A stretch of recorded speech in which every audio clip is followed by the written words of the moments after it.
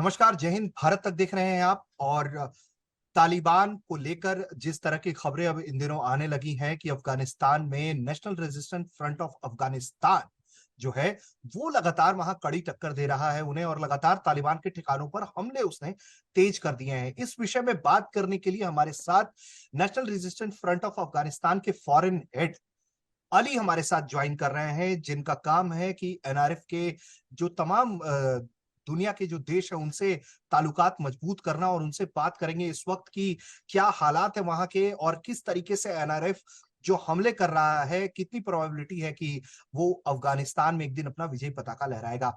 So Ali, welcome to Bharat तक and thank you for giving us time. Thank you for having me, sir. It is great to be on. Okay. So, Ali, my very first question to you, tell me honestly, what is the actual ground situation of Afghanistan these days? Of course, the situation on the ground isn't anything to boast about. It is dire conditions for the past 2 years. It has deteriorated the overall situation of the country. We are experiencing a myriad of crises, political, military, political security, economic, humanitarian, and so forth. On the other hand, fortunately, the resistance for freedom, for democracy, for equal rights inside the country, a struggle that the National Resistance Front of Afghanistan, led by Mr. Ahmad Massoud, launched in August 2021, has gained momentum. We've been able to expand. We have been able to challenge the Taliban terrorist organization and then 20 other terrorist groups inside the country in different areas, in different regions and provinces. Especially this fighting season that has started, we have been resisting, we have been fighting in different regions inside the country. And as every day passes, more people are joining us, more people are supporting us because they don't see any other solution to the current chaos that is inside the country. On the other hand, our political efforts have increased regionally and around the globe. We see that we have to politically challenge the Taliban terrorists wherever they have direct or indirect presence. We have to unite Afghanistan's political forces, Afghanistan's democratic forces, who are against the Taliban terrorist organization. And we have to show that there is an alternative to Afghanistan's future, that this isn't game over, that the Taliban is not a sustainable force in power. And what we're seeing today is their grip on power is loosening, and that we will face a situation, if we were not prepared, that voids or vacuums are created throughout the country. And if we're not politically ready, we will have other terrorist groups exploit the situation, and they will come in and take over. And it will be a catastrophe, not only for Afghanistan, but for the globe at large. And so we are showing that we're capable of forming that alternative, whether it's inside Afghanistan or outside of Afghanistan. This is pretty much the situation that we are in today. Okay. So how much you are confident that you people one day is going to rule out the Taliban from Afghanistan through this fight or through political changes? Well, we believe that it is certain that we will be victorious, that the country is going to be liberated, because the Taliban isn't a group that can represent the country. It cannot represent any ethnic group, any religious group. The Taliban are detached from society. They distrust the people of Afghanistan. There is a trust deficit between the people and the Taliban. And the Taliban are only here to exploit as much as possible, to enrich themselves, to extract whatever is inside the country, because they know they cannot rule. They're not statesmen. They're not state builders. They cannot build any sort of state, whether it's an autocratic state or a totalitarian state or any other type of state, because that's not what they were made for. They were made for destruction, and they have an expiration date. This is why we believe that the international community and the region should not give up on the people of Afghanistan, that we will liberate our country, and that the people are with us. They're not with the Taliban, and that one day Afghanistan will be liberated and democracy will prevail inside the country. So let me talk first about the guerrilla attacks is being done by NRF these days. As I have seen the claims of NRF that you people are doing guerrilla attack, and as I understand that guerrilla tactic does not stays for long, or by this you can definitely damage few, but elimination of Taliban is a big job, I guess.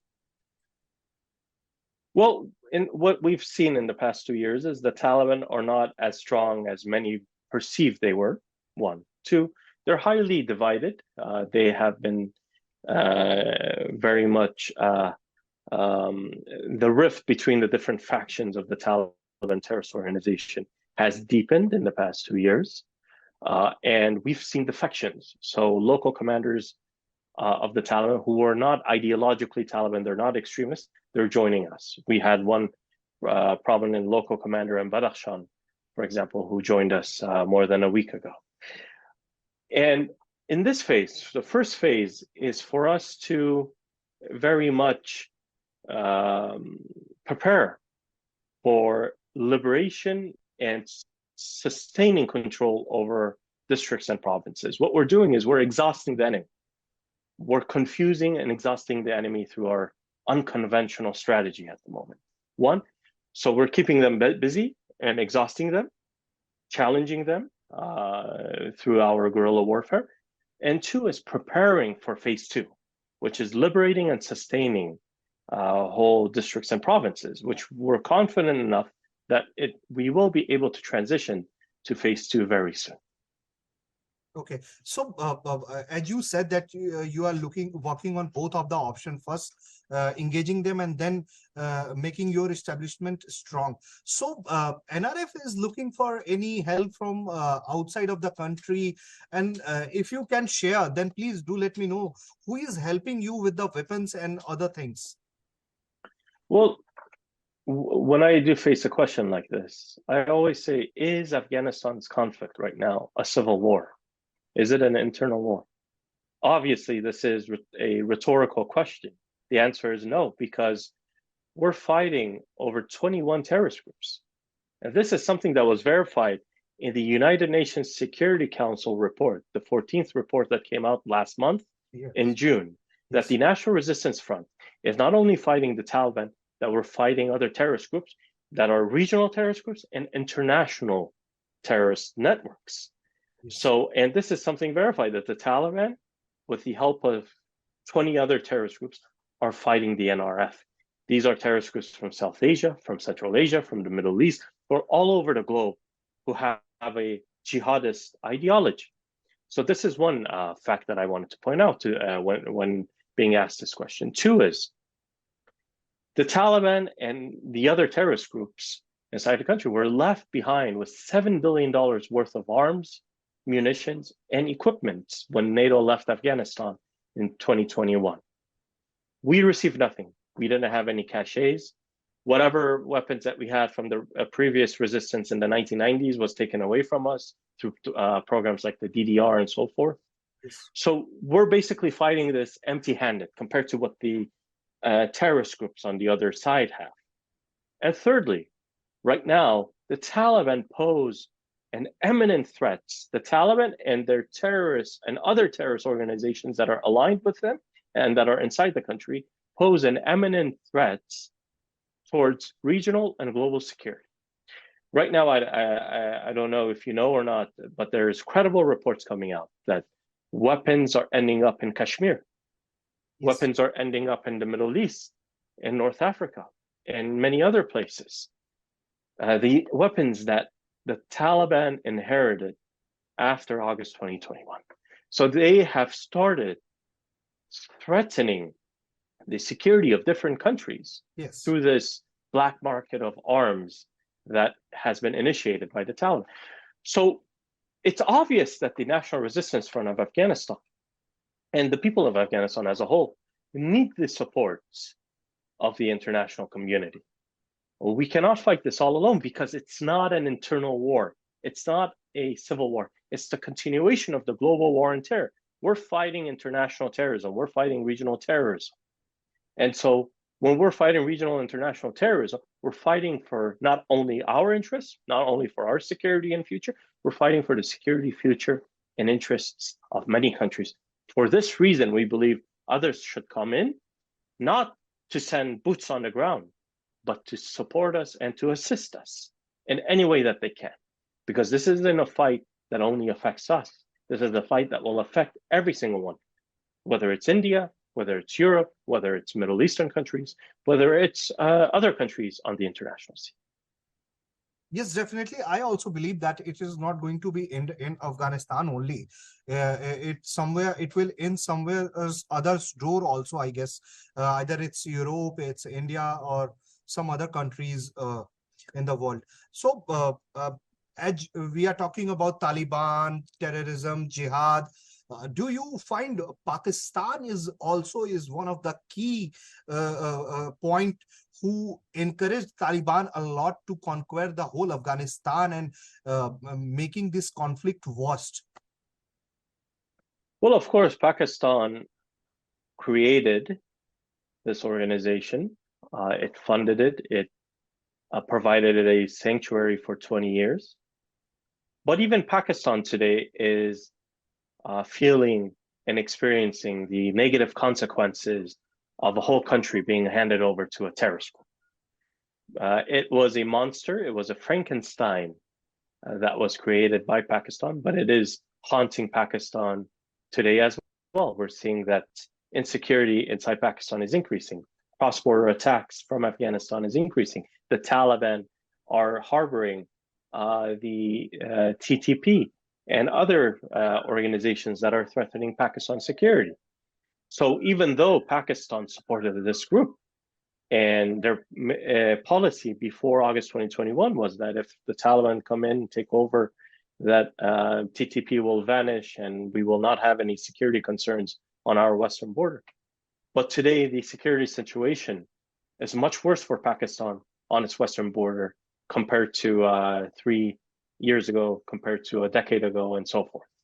So it is a problem that it created for itself, and that it's time for Pakistan to join the community of other countries in the region to address these security problems and to reach a regional consensus with other countries, because the current situation as it continues isn't in the interest of a single country, including Pakistan.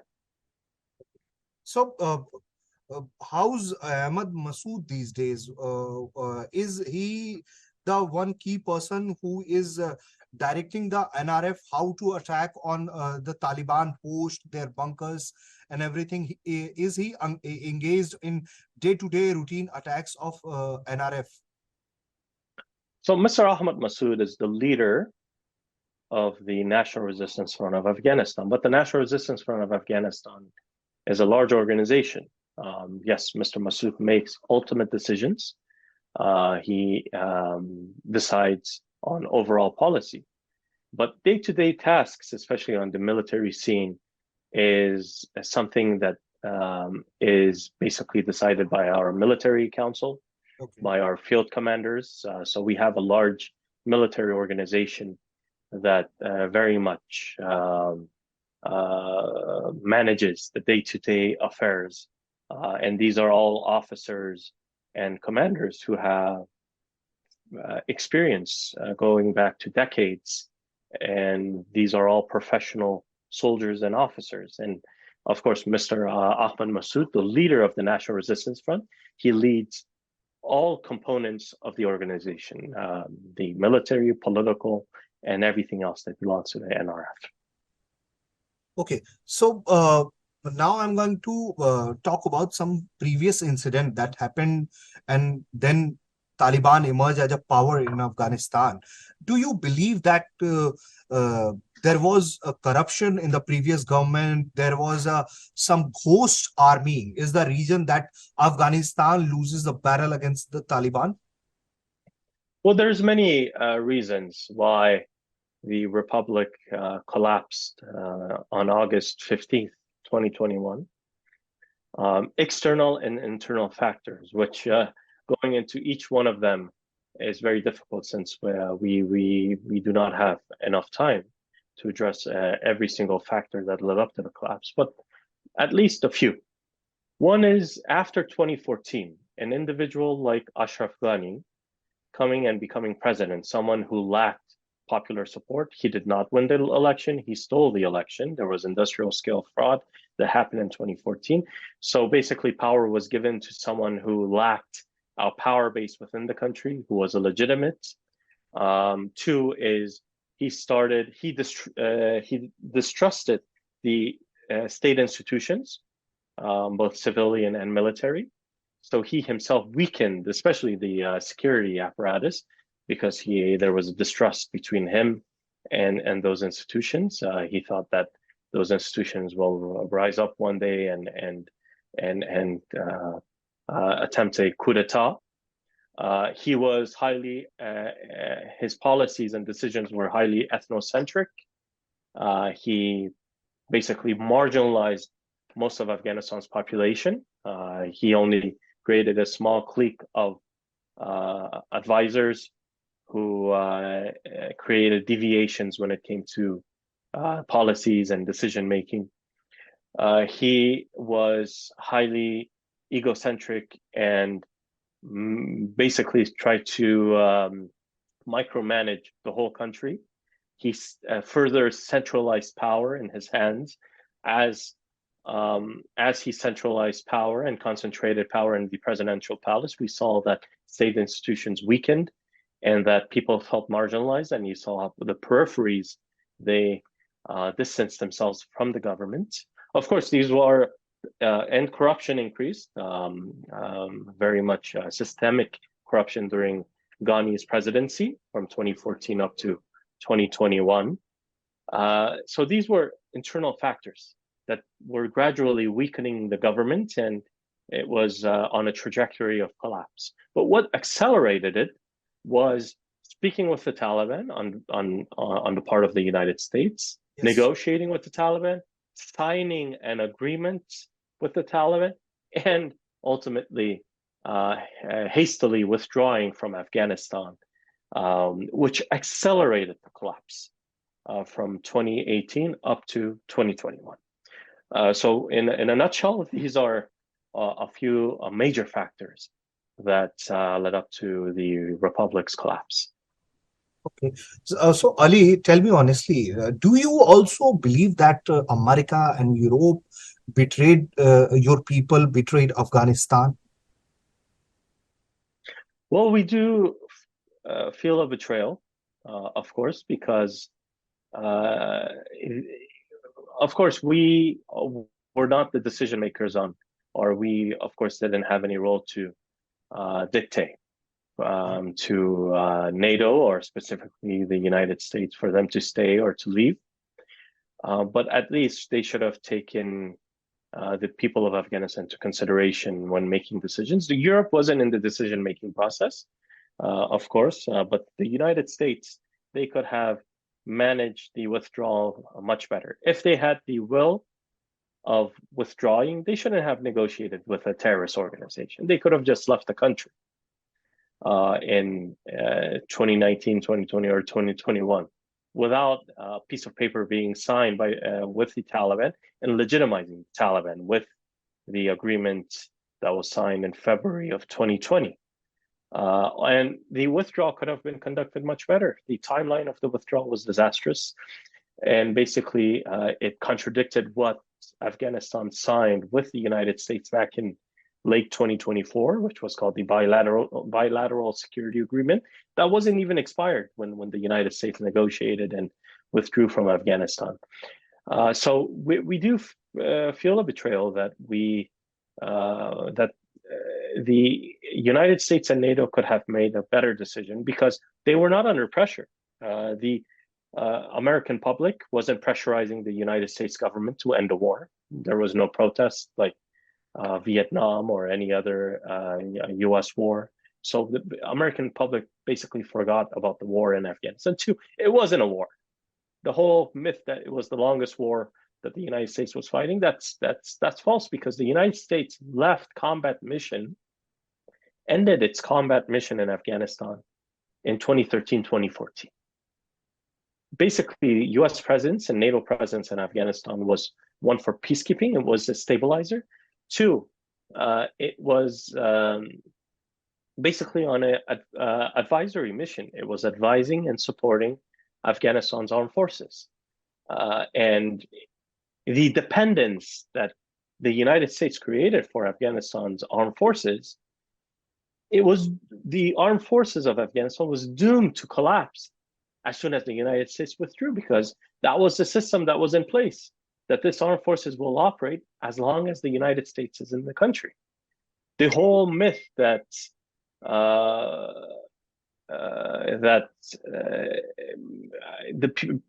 armed forces of Afghanistan were unable to fight and they didn't have the will and determination, that's false.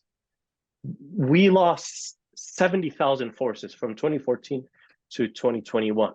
Yes. So we sacrificed enough. The forces of Afghanistan, they fought until the last minute. They even continued fighting. The reason why we have a resistance, why the National Resistance Front was created, is because thousands of armed forces came into northern Afghanistan and joined Mr. Massoud and formed the National Resistance Front.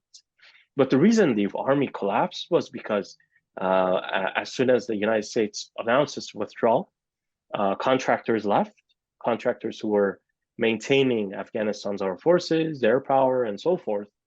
And the logistics that the United States forces were providing for Afghanistan's armed forces, all of them left. And so it was inevitable for the armed forces to collapse the way it did.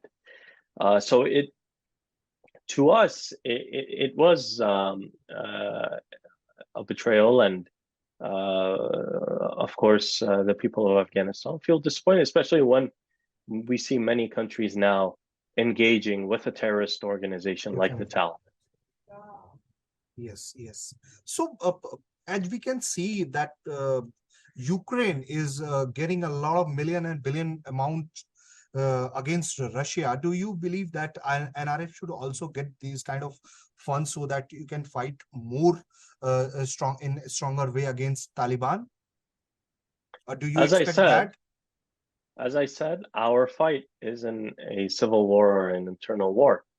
It has a global dimension. We're fighting forces that aren't only threatening us, that are threatening the security and stability of many countries. And so and they possess $7 billion worth of NATO arms. So this means that we need support, we need assistance, that this isn't only our fight. It's the continuation of the global war on terror. And unless we're supported or assisted, the liberation of Afghanistan and defeating forces that can threaten other countries' security and stability will not be addressed. So it is very important for every single country, for the sake of their security, for the sake of their stability, to come to the aid of the National Resistance Front. So, Ali, I have seen a few reports about Taliban. As we know that the hardcore terrorists are now the ministers in Afghanistan as of Taliban regime. I have seen reports that Taliban is asking countries to come and have a contract with them for mines, oil, gold. They are finding a way to make them survive, to make their organization survive if they are being cut down from the financial helps. So what you will comment over that? Of course, any country who makes a deal, who signs a contract to exploit or extract Afghanistan's mines, that contract is illegitimate, because the Taliban do not represent the country. They're not Afghanistan's internationally recognized government. They lack any type of legitimacy. They lack legitimacy inside the country. The people don't support them. and outside of Afghanistan. So how can a country go in and negotiate a deal with the Taliban and sign a deal, and for the people of Afghanistan to just watch and allow this to happen? No, those belong to the people of Afghanistan, our natural resources. Those are our assets, national assets. We are not going to allow a terrorist group to just sell them to anyone, and we will do everything that we can to prevent the illegitimate extraction of our national assets. Okay, well, I have also seen that China is one of the key player who is helping out Taliban in this in the mines and gold things. Are your people approaching to China to stop doing that so that the natural resources of Afghanistan not to be exploited? So whoever is negotiating and making deals with the Taliban, we have issued our statements, official statements from the NRF, and we've sent messages through different channels for anyone who is pursuing such deals with an illegitimate terrorist organization that has hijacked the country and will not be in power forever, to stop this, because this is going to have its negative consequences. The people of Afghanistan are not going to respect any deal that the Taliban sign with any external actor when it comes to extracting Afghanistan's natural resources when the country is liberated. So countries should make better decisions and calculations when dealing with the Taliban and engaging with the Taliban, because this will have its consequences when the country is liberated. So, as I'm speaking from India, Ali, what kind of help you're looking from India? Well, as I said, from any country that feels a threat, that feels I'm asking this a threat. question. Actually, Yes. India is also one of the largest victim of terrorism. That's why NRF is also fighting against the same. So, what kind of help you look for from India's side? As So India as I has a said, very friendly relationship, we know that earlier India was in Afghanistan helping out to the people, and we connect a share and bond with Afghanistan's people. yes. So as I said in the beginning, any country who feels a threat from international terrorism, from regional terrorism, and of course India is one of those countries, because as I mentioned before, there's even arms that are ending up in places like Kashmir, and you have the South Asian branch of Al Qaeda inside Afghanistan. You have ISIS. You have Lashkar-e-Taiba. You have many terrorist groups who directly threaten India. Again, this isn't only our fight. We're fighting forces that are threatening regional countries and countries on the international scene as well. So anyone who feels threatened by the situation inside Afghanistan should support the National Resistance Front. Okay, so Ali, if you can share, is any country is helping you now?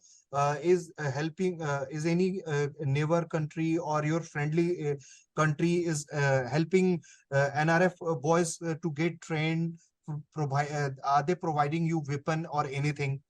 And can you share the digit that how many soldiers you have right now in NRF team? Well, we are not receiving any external support at the moment. No country is supporting us, especially when it comes to material support. When it comes to our forces, of course, I cannot give you much details since it is confidential information, but we are very much over 4,000 forces, nearly 5,000, but I cannot go into specifics. So thank you so much, Ali, for your time, and I wish you luck for the Thank you very much, sir. Afghanistan and every one whom you are representing now. So thank you so much, Ali, for joining us. तो ये अली थे NRF के foreign head थे और अपनी बात रख रहे थे, बता रहे थे कि किस तरीके से तालिबान के खिलाफ लगातार इनकी टीम जो है वो हमले तेज कर रही है और इन्हें उम्मीद है कि जल्द से जल्द ये लोग अफगानिस्तान को एक दिन आजाद करवा लेंगे। आप देख रहे थे भारत तक। उम्मीद करते हैं आपको ये बातचीत पसंद आई होगी।